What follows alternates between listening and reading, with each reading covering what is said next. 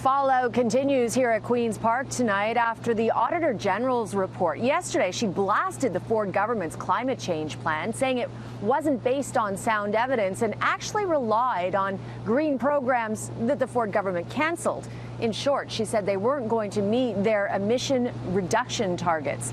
Now, today, the Environment Minister tried to downplay that.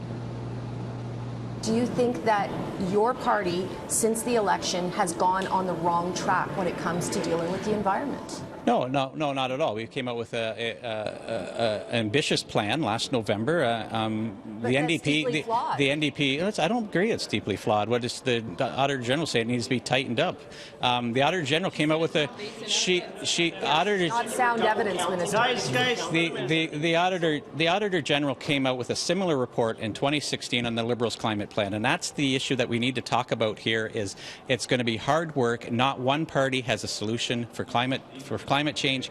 The Environment Minister says the current plan, which up until yesterday the government insisted was on track to meet emission reduction targets, is a work in progress and that there needs to be less partisanship over climate change. That didn't fly with the opposition.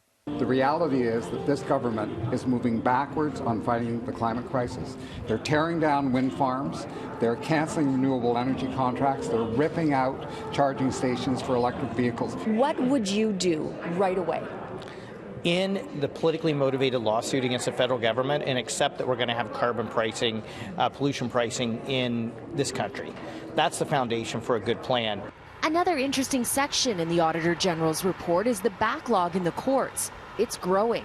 And this is interesting. The AG found courtrooms only operate for an average of 2.8 hours a day. The Attorney General agrees the system needs a modern overhaul.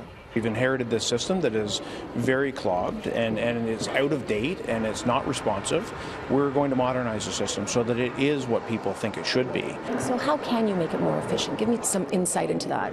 Well, one example, we have a pilot project that's an e-evidence document transfer, so that we're now moving documents by electronics instead of paper, which does not sound revolutionary when I have a phone in my pocket that can do the same thing, but the way we're operating the court system has not caught up. And the Attorney General says he hopes in the near future to have some announcements so that he can change the court system so that it doesn't look like, and these are his words, Pioneer Village.